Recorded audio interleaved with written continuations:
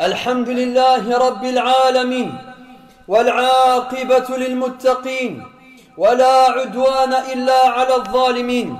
Sachez, serviteurs d'Allah, qu'Allah subhanahu wa ta'ala nous dit dans un verset du Coran, Ya ayyuhan nas, ce qui signifie en traduction approximative, ô vous les hommes, antumul fuqara'u ila Allah, vous êtes tous pauvres à côté d'Allah, vous êtes tous pauvres devant Allah, vous êtes tous pauvres devant la richesse d'Allah.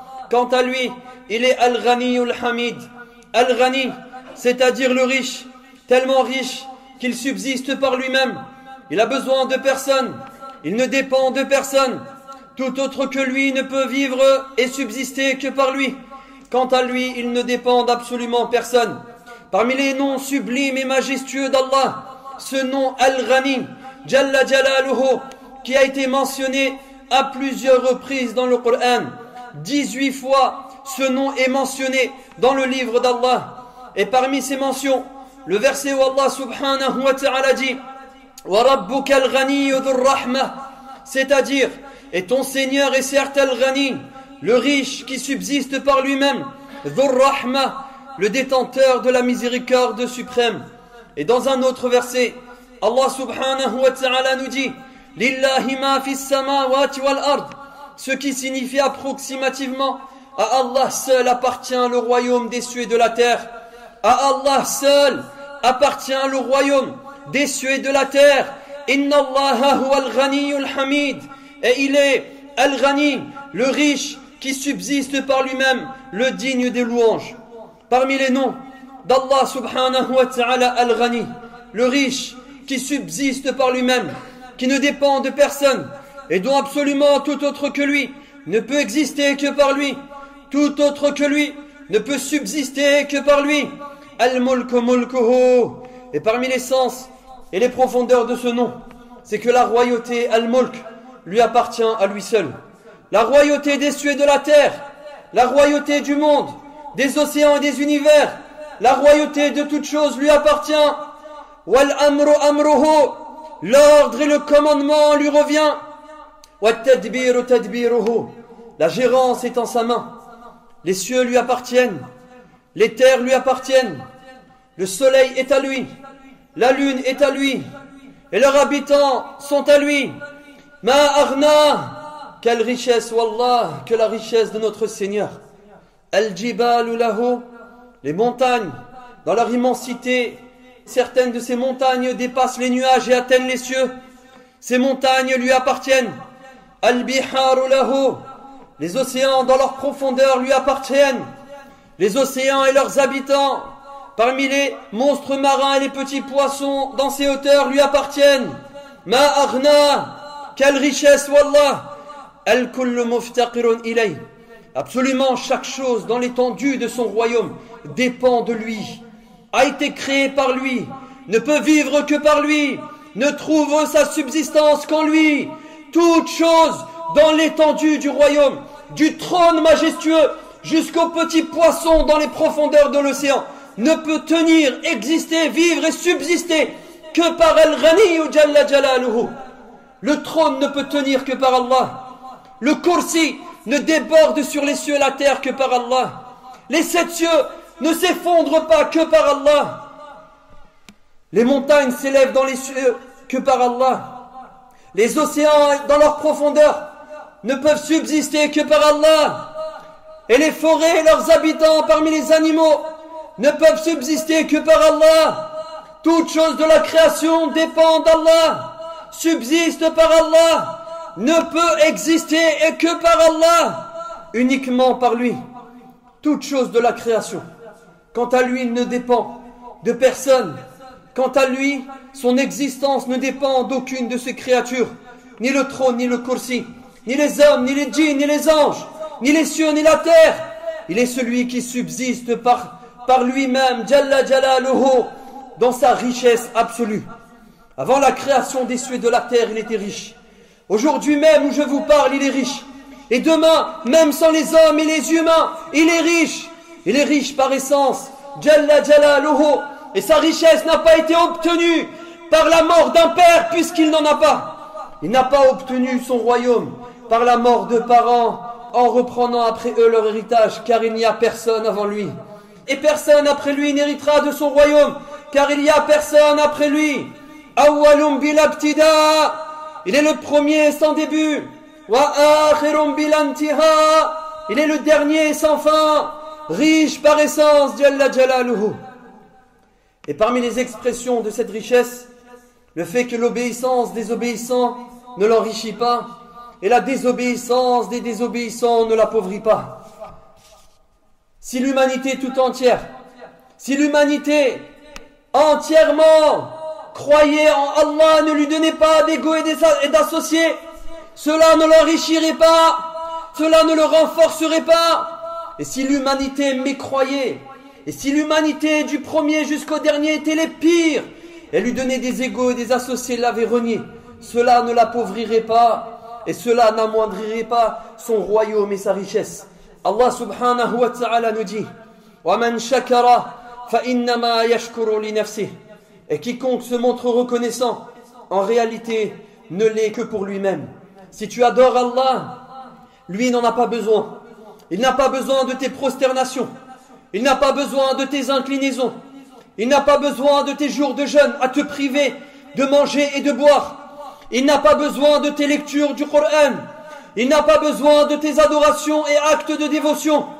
Il n'a pas besoin de ces mosquées pleines, les vendredis par milliers. Il n'a pas besoin des hommes. Il n'a pas besoin des djinns. Il n'a pas besoin des anges. Mais la prière du prieur et le jeûne du jeûneur, c'est celui qui prie et qui jeûne qui en tire profit. C'est pour lui-même qui fait ça. C'est nous, on a besoin d'Allah. C'est nous, on a besoin de lui. Lui n'a pas besoin de nous. Et Allah dit وَمَنْ كَفَرَ, et quiconque sur terre ose mécroire, فَإِنَّ رَبِّي غَنِيٌّ كَرِيمٌ, qu'il sache que notre Seigneur est le riche, celui qui subsiste par lui-même, et la mécréance du mécréant ne l'atteint pas, ne l'appauvrit pas, ne l'amoindrit pas, car il est Jalla Jalaluhu au-dessus de son trône, le plus riche.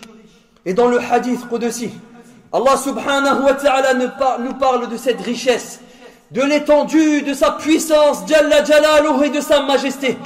Écoutez les qualités de celui qui véritablement sur son trône s'est élevé. Allah dit dans le hadith au-dessus, Ya ibadi, ô mes serviteurs, law anna awwalakum wa akhirakum, si du premier jusqu'au dernier, vos hommes et vos djinns rassemblés étaient aussi pieux que le plus pieux d'entre vous.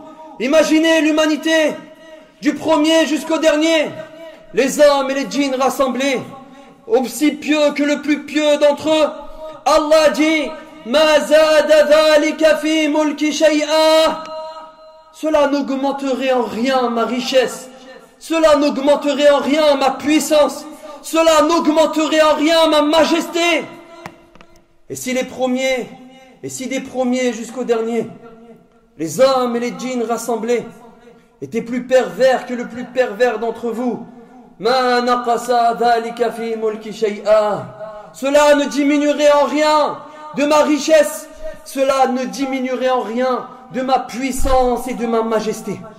L'obéissance des obéissants ne l'enrichit pas, et la désobéissance des désobéissants ne l'atteint pas, et ne l'appauvrit pas et ne l'amoindrit pas. Il est le riche par essence, celui qui subsiste par lui-même, Jalla Jalaluhu.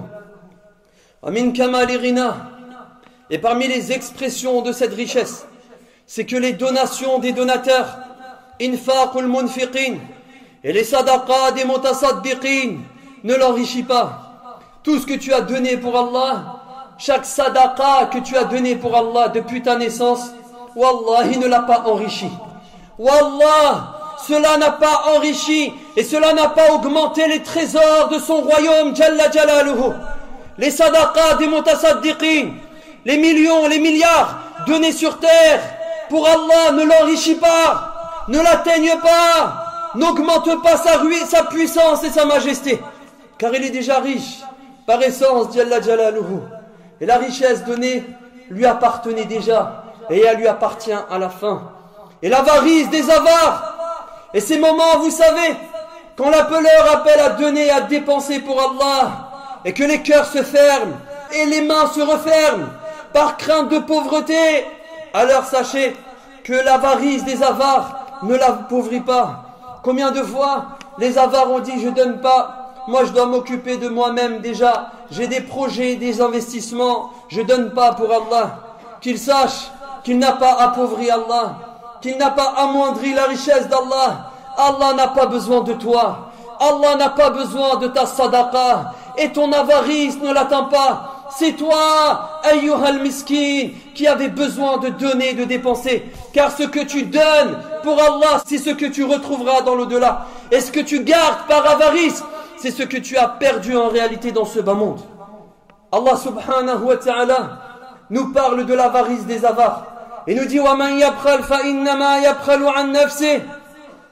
Et celui qui se montre avare, en réalité est avare envers lui-même. L'avare, il est avare envers lui-même. Il est avare envers lui-même. Parce que Wallahu al-ghani wa antumul fuqara. Car Allah, il est le riche par essence. Et il nous dit, quant à vous, vous êtes pauvres. Tu vois le peu que tu as, c'est lui qui t'a donné. Et surtout ce qu'il t'a donné, et t'a dit, donne un peu pour moi, et je te promets de te rajouter. Mais toi, tu as dit non, et tu es resté près de ton argent, et tu t'es montré avare. Alors sache que celui qui t'a donné se réserve le droit de reprendre ce qui lui est de droit. Après avoir parlé, écoutez bien, du fait que Allah Azza wa Jal, les sadaqat des mutasaddiqin ne l'enrichissent pas, et l'avarice des avares ne l'appauvrit pas. Après avoir mentionné le fait qu'il subsiste par lui-même, après avoir rappelé que c'est nous, al-fuqara, c'est nous, les masakines qui avons besoin de lui. L'être humain, subhanallah, ma akfara, oh combien il est orgueilleux et hautain. Il se prosterne et il croit qu'il a renforcé Allah. Et quand il s'absente, il pense que l'islam a manqué de quelque chose. Il n'a pas besoin de toi. C'est toi, wallah, c'est toi qui as besoin de te prosterner, de t'incliner, de donner. C'est toi le miskin. Car écoute la menace. Écoutez la menace du riche. Al-Ghani Jalla Jalaluhu. Allah Ta'ala Al-Ghani dit wa in tatawallaw yastabdil qawman ghayrakum. Et si vous vous détournez,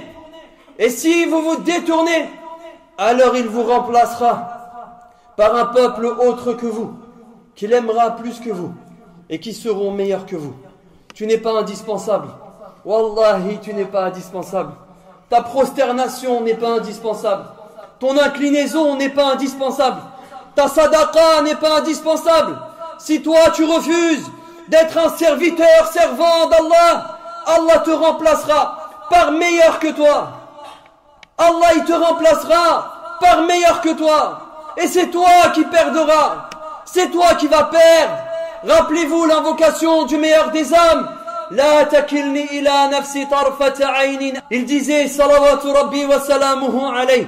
Ya Allah, ne m'abandonne pas à moi-même, ne serait-ce que le temps d'un clin d'œil. Il est le meilleur des hommes, mais il le sait. Il sait qu'Allah n'a pas besoin de lui. Et pourtant, il est le meilleur des hommes. Et lui dit, ne m'abandonne pas. Ne m'abandonne pas. Ya Allah, ne m'abandonne pas à moi-même, ne serait-ce que le temps d'un clin d'œil.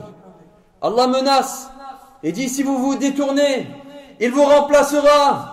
Il vous remplacera par bien meilleur que vous. Et ils seront plus aimés que vous.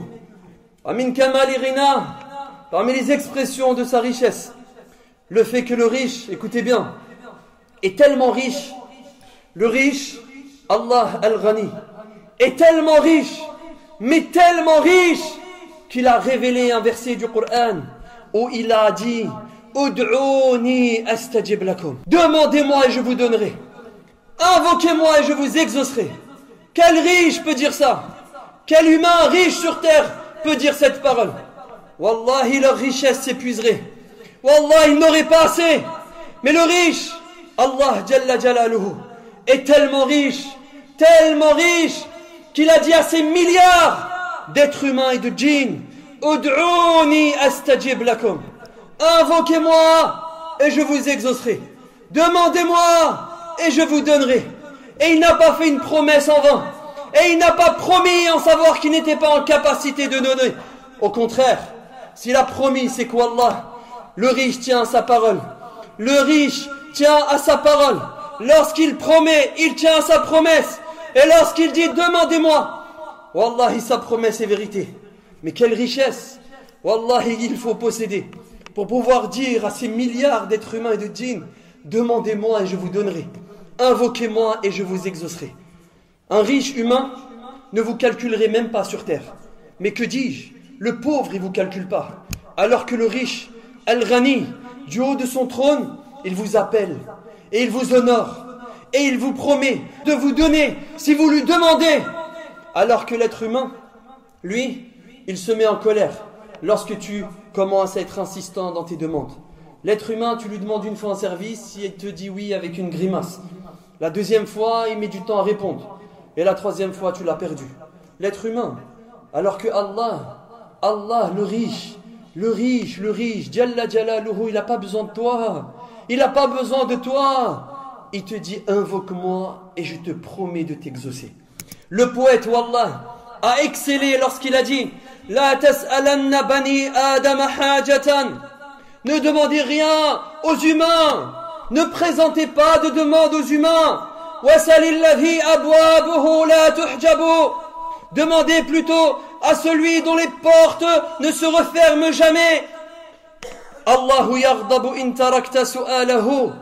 Allah se met en colère lorsque tu arrêtes de lui demander. Allah se met en colère lorsque tu arrêtes de lui demander. Allah se met en colère quand tu arrêtes vers lui de lever tes mains. Wa bani Adam hina yus'alu yaghdabu. Alors que l'enfant d'Adam, l'être humain, c'est lorsque tu lui demandes qu'il se met en colère. Compare. Un être humain, tu lui demandes, il se met en colère. Alors que le riche, qui n'a pas besoin de toi, c'est lorsque tu arrêtes de lui demander que lui se met en colère. C'est lorsque tu arrêtes de l'invoquer que lui se met en colère. Min kamal irina, parce qu'il est riche. Et d'ailleurs, tout ce que tu demandes aux humains, ils ne peuvent te donner que par l'ordre du riche. Alors, fais tomber les intermédiaires et dirige-toi directement aux riches. Demande directement aux riches. Fais tomber ces intermédiaires qui ne te sont d'aucune utilité. Lève tes mains, invoque Al-Ghani, demande aux riches et ne dis pas non c'est trop, non c'est pas possible, je peux pas lui demander ça quand même.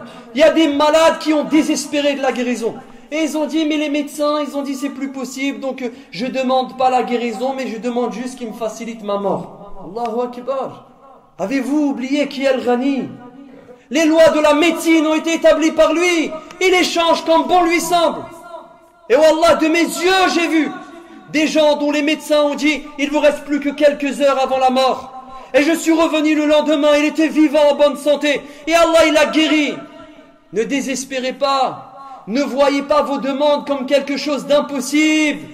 Il est possible pour lui de te donner ce que tu as demandé et de te rajouter et plus encore. Amin Kamal Irina. Et parmi les expressions de sa richesse, ce qu'il a révélé dans le hadith Qudsi. Ya ibadi, ô mes serviteurs, écoutez bien à quel point il est riche. Ya ibadi, ô mes serviteurs, c'est du premier jusqu'au dernier, vos hommes et vos djinns rassemblés dans une seule et même vallée. Imaginez, des milliards d'êtres, des hommes et des djinns rassemblés dans une vallée. Fasa'alouni, tout le monde demande tout ce qu'il veut. Tout ce qui te passe par la tête, tu demandes. Et tu gardes un peu de temps et tu rajoutes à ta demande des demandes. Et ça c'est pour tout le monde. Si tout le monde demandait à Allah tout ce qu'il voulait. Et Allah répondrait à la demande de tout le monde. Sans exception. Il dit Ma naqasa dhalika fi mulki shay'a. Cela ne diminuerait en rien de ma richesse. Cela ne diminuerait en rien de ma richesse. S'il donnait à tout le monde tout ce qu'il voulait et leur rajoutait, cela ne diminuerait en rien de ma richesse. Allahu Akbar. Les trésors d'Al-Ghani sont inépuisables, inestimables. Il dit Kama yanqusul mikhyat idha udkhila al-bahr. Il dit regardez, une aiguille lorsqu'elle est introduite dans l'océan et retirée. Est-ce que l'océan a diminué? Absolument pas. La ilaha illallah. Quelle richesse, wallah, que la richesse d'Allah Et celui qui médite le nom Al-Ghani, et celui qui médite sur les trésors inestimables d'Allah subhanahu wa ta'ala, en sortirait, wallah, le cœur plein d'amour. Comment le riche nous a honorés, comment le riche nous a, du haut de son trône, regardé et guidé, alors que les humains, eux, ne calculent même pas. Allah subhanahu wa ta'ala, du haut de son trône, Allah subhanahu wa ta'ala, du haut de son trône, il t'a honoré, il a guidé ton cœur, il t'a donné plus que ce que tu lui avais demandé. Et le plus grand bienfait qu'il t'a donné, le trésor dans cette dunya inestimable, ce n'est pas avoir une femme et de nombreux enfants, un CDI ou alors une grande maison avec jardin. Non, Allah subhanahu wa ta'ala t'a enrichi par la plus grande des richesses. Il a mis dans ton cœur l'étincelle de la ilaha illallah. Et parmi les expressions de sa richesse, la promesse du riche. Écoutez bien, le riche a promis et il tient sa parole. Pas comme la majorité des humains. Lui, lorsqu'il promet, il tient sa parole. Lui, lorsqu'il promet, il ne ment pas. Allah subhanahu wa ta'ala a émis une promesse. Cette promesse, elle ne vient pas d'un être humain. Cette promesse, elle ne vient pas d'un pauvre. Cette promesse, elle vient du riche, Al-Ghani, Jalla Jalaluhu, qui possède les cieux et la terre, le soleil et la lune, qui possède absolument toutes choses. Il a promis à ses serviteurs monothéistes qui meurent sur la ilaha illallah, ma la aynun ra'at. Le riche a promis de leur accorder ce que aucun œil n'a jamais vu, wala udhunun sami'at, ce que aucune oreille n'a jamais entendu, wala khatara ala qalbi bashar, et ce que aucun cœur n'a jamais pu imaginer dans sa vie. Le riche, élevé au-dessus de son trône, celui qui possède le royaume des cieux et de la terre, il a promis de donner à ses serviteurs monothéistes ma la aynun ra'at, ce que aucun œil n'a jamais vu, ce que aucune oreille n'a jamais entendu, et ce que aucun cœur n'a jamais pu imaginer. Les gens de la ilaha illallah, ils verront au paradis ce qu'ils n'avaient jamais vu. Ils entendront au paradis ce qu'ils n'avaient jamais entendu. Et ils obtiendront ce que, wallah, ils n'avaient jamais imaginé un seul instant dans leur existence dans ce bas monde. Car le riche, lorsqu'il donne, il donne avec générosité. Et lorsqu'il octroie, il rajoute même, et il leur donne plus que ce qu'ils avaient imaginé. La promesse vient du riche. Accourez, mes frères, accourez et toquez avec insistance, sans jamais vous lasser aux portes du riche. Car wallah, le riche donne avec générosité. Ce riche, Al-Ghani, il n'y en a qu'un. Personne d'autre en dehors de lui ne correspond à ses qualités. Allah, élevé au-dessus des cieux, élevé véritablement au-dessus de son trône, au-dessus de toute la création. Et celui qui comprend ses qualités de perfection comprendra alors la gravité, wallah, de l'idolâtrie, de l'association à shirk, qui consiste à donner un égal et un associé au riche Jalla Jalaluhu.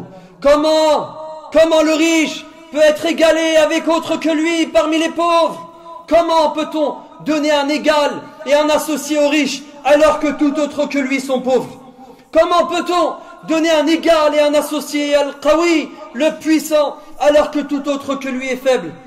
Comment peut-on donner un égal et un associé à Al-Hayy, le vivant qui ne meurt pas, alors que tout autre que lui, parmi les hommes, les djinns et les anges, goûteront à la mort? Al-Ghani, le seul riche qui subsiste uniquement par lui-même, qui n'a besoin de personne, et dont tout autre que lui ne peut subsister que par lui.